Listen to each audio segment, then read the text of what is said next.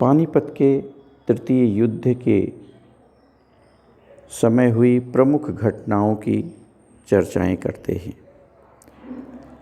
जैसे कि पिछले एपिसोड में हमने देखा कि इसके युद्ध के क्या कारण थे, और उसमें हमने ये भी देखा कि उत्तर भारत जो मुग़लों का साम्राज्य था, उसकी सुरक्षा का दायित्व मराठों ने अपने ऊपर ले रखा था। मराठों को इसके बदले में चौथ और सरदेश मुखी मिलती थी। चौथ सरदेश मुखी के बदले वे पूरी व्यवस्था के जिम्मेदार बन गए थे। पानीपत के तृतीय युद्ध के समय जब हम देखते हैं कि यह युद्ध होने से पूर्व जब उत्तर भारत की व्यवस्था का दायित्व ठीक करने के लिए पेशवा ने अपने 2 अधिकारियों को उत्तर भारत भेजा, जो 2 अधिकारी थे, कौन से? सिंधिया परिवार और होलकर।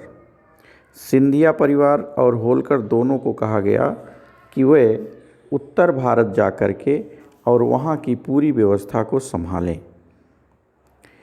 लेकिन यह पेशवा का आदेश होलकर, जो उस समय मल्हार राव थे, वह मानने से इनकार कर देते हैं। लेकिन कहते भी नहीं हैं कि हम इनकार कर रहे हैं, और वह जाते भी नहीं, दिल्ली पहुंचते भी नहीं। दिल्ली पहुंचते हैं सिंधिया परिवार, दत्ताजी सिंधिया। दत्ताजी सिंधिया दिल्ली पहुंच करके नजीबुद्दौला को पकड़ने का प्रयास करते हैं, और नजीबुद्दौला अहमद शाह अब्दाली से सहायता की मांग कर लेता है।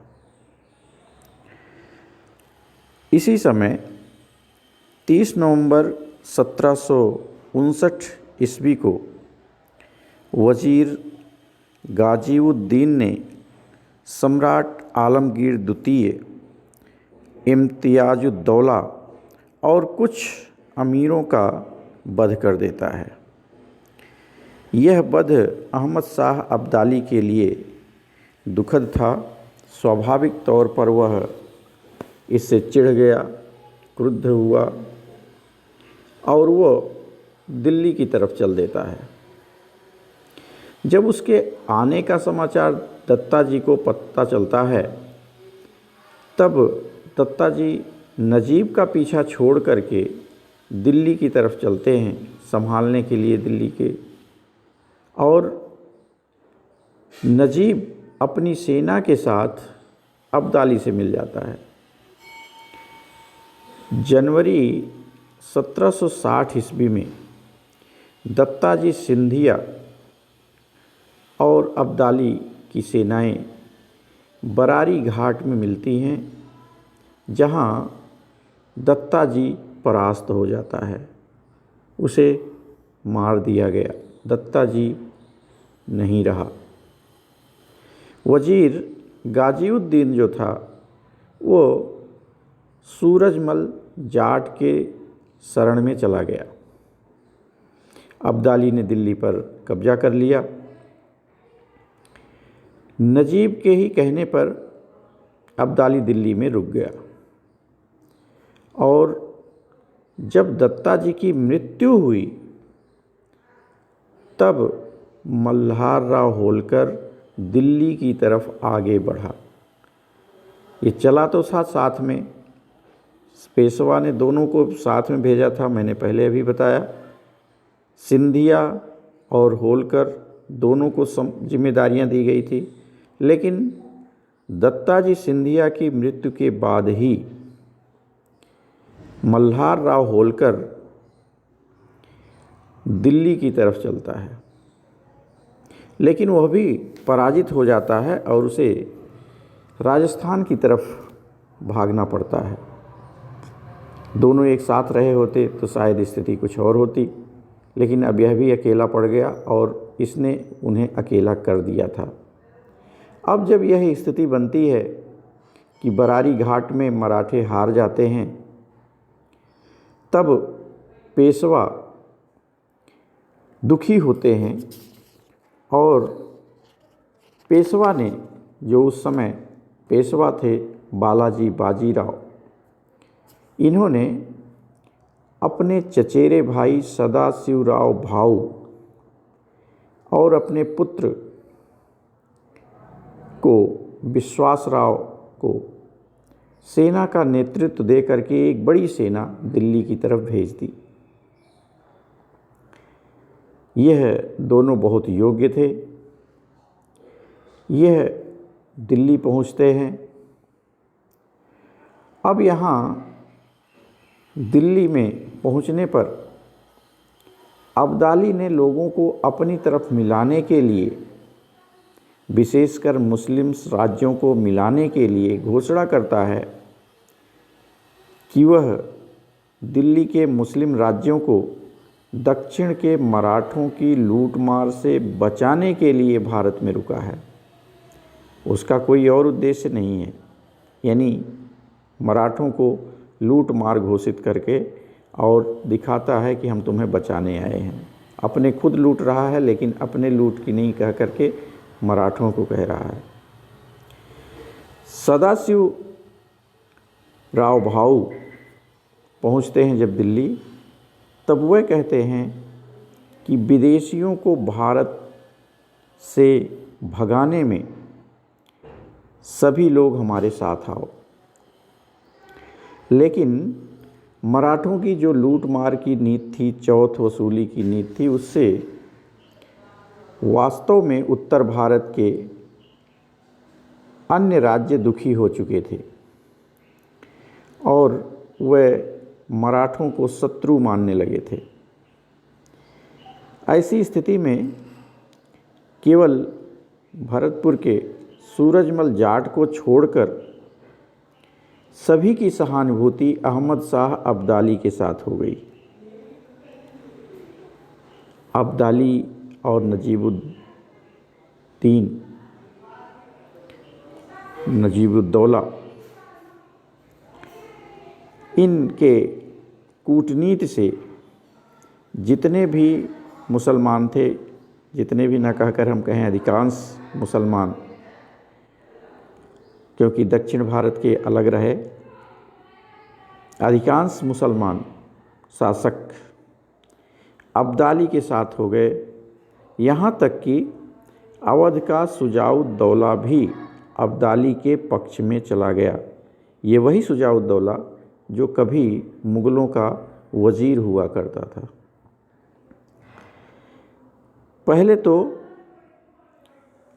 सूरजमल जाट ने मराठों का साथ दिया, किंतु युद्ध से पहले वह भी मराठों का साथ छोड़ दिया।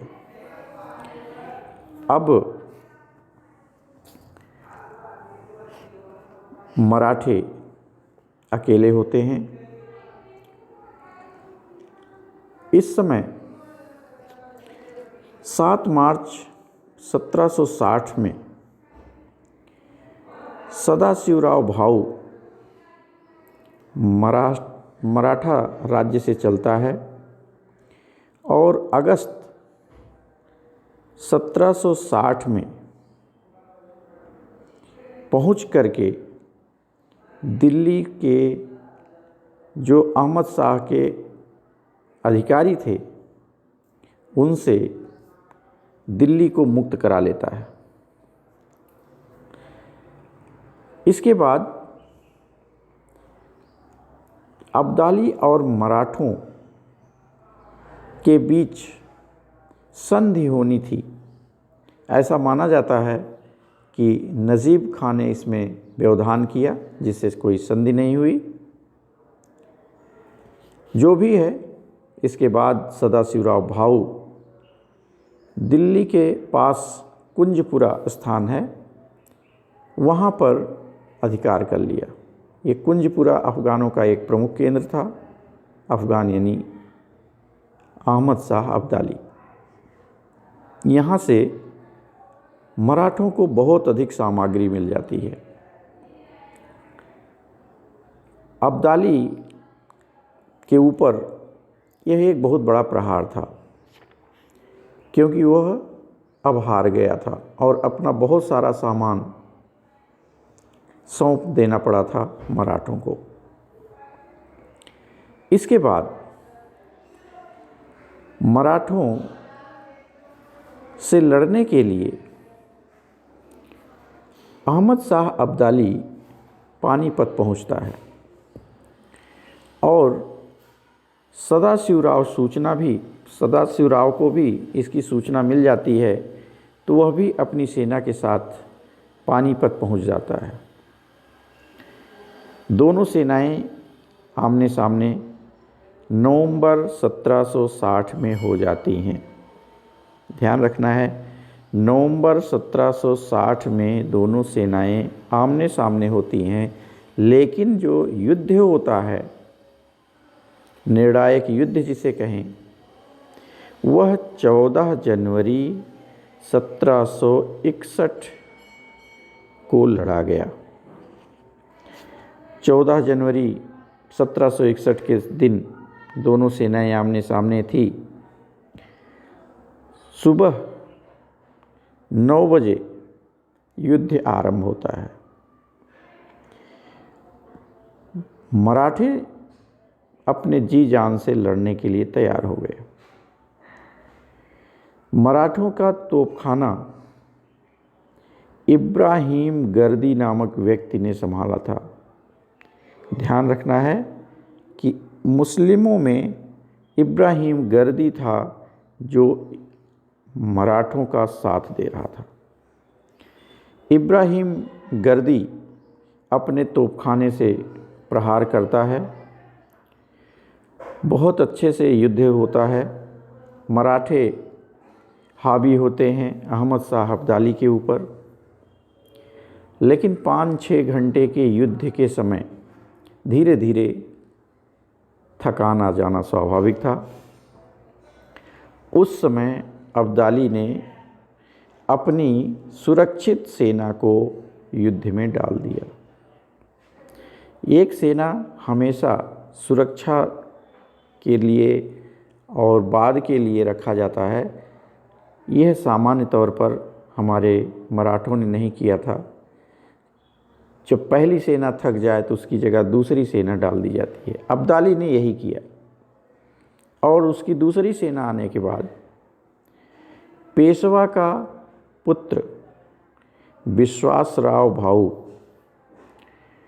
शत्रु की गोली से मारा जाता है। शत्रु की गोली लगते ही वह मृत्यु का शिकार बनता है, लेकिन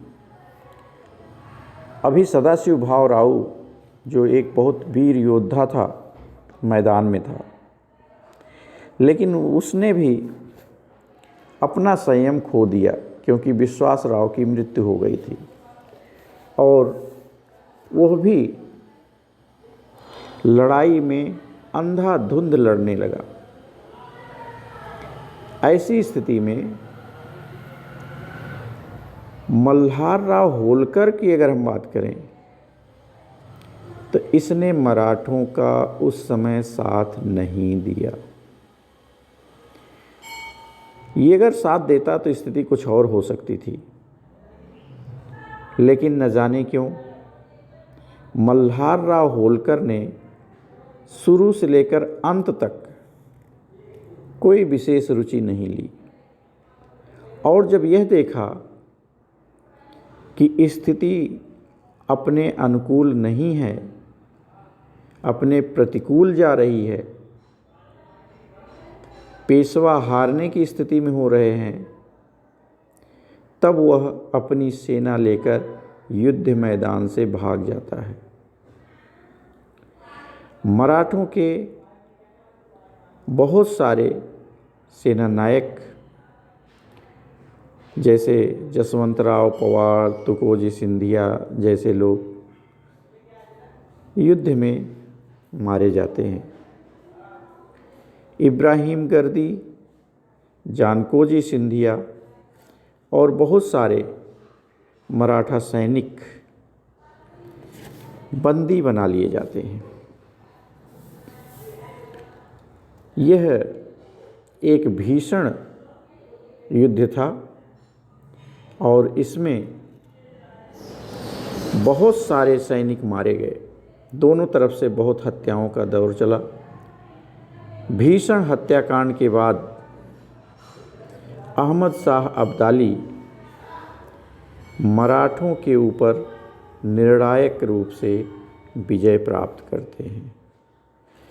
इस तरह से मुख्य मुख्य घटनाएं घटित होती हैं पानीपत के तीसरे युद्ध में।